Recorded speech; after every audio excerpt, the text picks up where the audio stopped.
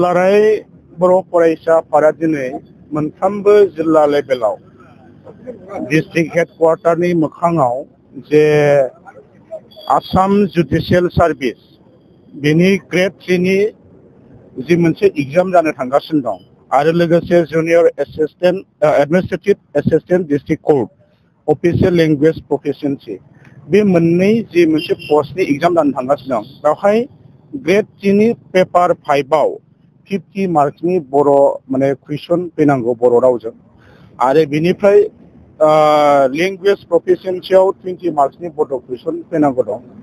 बियो गोबाव सम जाबाय बेखौ लानानै दुलाराय बर' फरायसाफोरा आसाम गभर्नमेन्ट आरो हाइ कर्ट बिथांमोनजों सावरायदों, गोबां मेम'रेन्डामबो साबमिट खालामदों, आपिल खालामदों, नाथाय खालामसेयावबो कुनु दिनै फिथाइ थायाखै।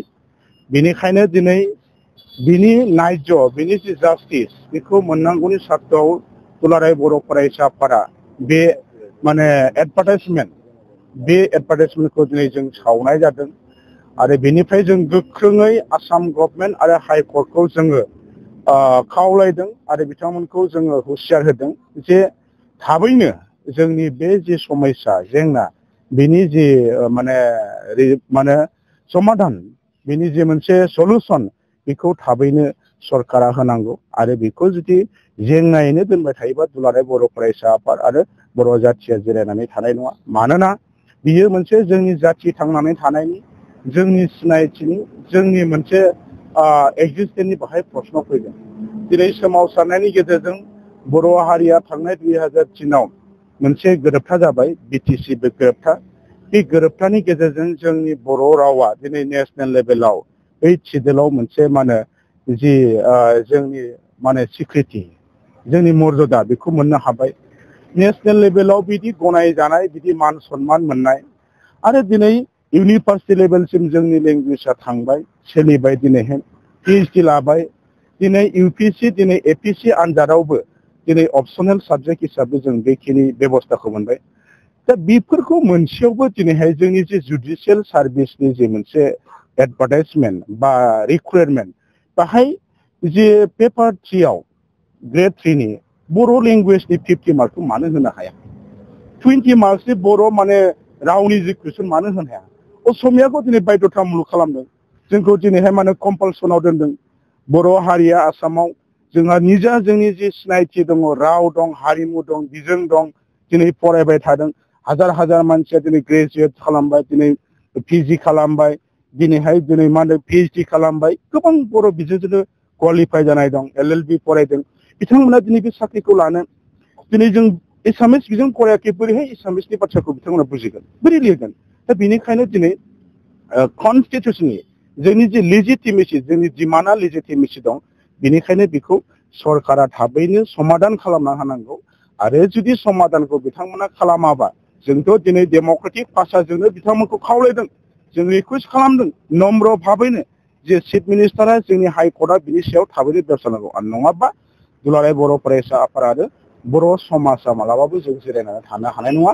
बेनि थाखाय फैबाय थानाय समाव गोबां बिथिं नोजोर होगोन आरो सिन्था खालामनानै जाफुंनांगौनि सार्थआव बे हाबाफारिखौ जों गुबुन गुबुन रोखोमै डेम'क्रेटिक पद्धतिजों लांनायनि सिन्नाधाराया दिनै जोंनाव दं। बेनि गेजेरजोंबो गुबुन गुबुन आनजादफोरावहाय एसामिसखौ कम्पालसरि खालामनाय नुनो मोनदों। बेहाय बर' मिडियाम फरायनाय गोबां जेंना नुगासिनो। बे बेलायाव मा फोरमायगोन? बे गासै जिहेतु जोङो दिनै नुबाय सोमावसारनायनि गेजेरजों जोंनि सुप्रिम सेक्रिफाइसनि गेजेरजों दिनै बर' हारिया जोंनि आइडेन्टिटिखौ जोंनि जि एक्जिस्टेन्सखौ जों दिनै बे लेभेलाव लाबोनो हाबाय। मोनफ्रोमबो समाव जोंनि जि नांगौ जोंनि जि गोनांथि जानाय बेखौ सरकारा जोंनो गोरलैयैनो होबोफेरखायाखै। जायखिजाया बिथिङावनो पलिटिकेलि हक, ससियेलि हक, इक'नमिकेलि हक, कालचारेलि हक बा गुबुन गुबुन साइडआव जायखौ लानानै मोनसे जाथिया पूर्णांग जाथि हिसाबै थांनानै थानो हायो। दा बैफोर बिथिङाव बर' जाथिखौ जों दिनै नुदोङो आसाम गभर्नमेन्टआ बिमा बाथुलनि नोजोरजों नायबाय थादों। होनांगौ होननानै बिथांमोना जोंनि जि अधिकार कनस्टिटिउसनेल जोंनि जि राइट बे राइटखौ मालाबा होफैफेराखै गोरलैयै। बेनिखायनो दिनै गुबुन गुबुन जेंना दिनैहाय एग्जामनि बेलायावनो हक बा बिभिन्न खेथ्रआवनो हक दिनै जोंनि सायाव जि मोनसे डिभाइड बिथांमोननि जि मोनसे साप्रेसन एन्ड अप्रेसन बे बिथांमोननि मेन्टेलिटिया दाबो टटेलि जोबाखै। बर' हारिखौ आसामनि मोनसे थागिबि हारि, अरिजिनेल मोनसे सन अफ द सयल होननानै बिथांमोना बुङो, खिन्थु गोरबोजों नङा। बिथांमोना सिनसियारि नङा। बिथांमोना मा होनदों बर' हारिखौ माने गोबाना लानो हायाखै। दा बिनिखायनो बिथांमोना बर' हारिनि जौगानायखौ लुबैया नामा, जों बेखौसो लुबैयो।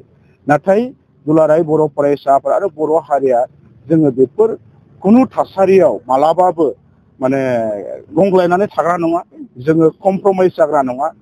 जुदि बर' हारिया एबसुआ जेंनाखौ गिनानै फासयग्रा मोनब्ला जाथिया दिनै बे लेभेलसिम फैनाय नङामोन, मोनथाम सुखिबो जानाय नङामोन, जोंनि सिनायथि जोंनि राव हारिमुवा बे लेभेलसिम फैनाय नङामोन। दा बिनिखायनो नोंथांमोना जि सोंदों गुबुन गुबुन जे एग्जामफ्राव दिनैहाय असमियाखौ बायध'तामुलक खालामदों, कम्पालसनाव खोलैदों, बिनि सायावबो गासै बाथ्राखौ लानानै दुलाराय बर' फरायसाफोरा दाबिखौ जों लाबाय थादों। आरो फैबाय थानाय समाव गासैबो समजों लोगोसे जेंनानि समाधाना फैगोन, जों बेखौ आसा खालामदों।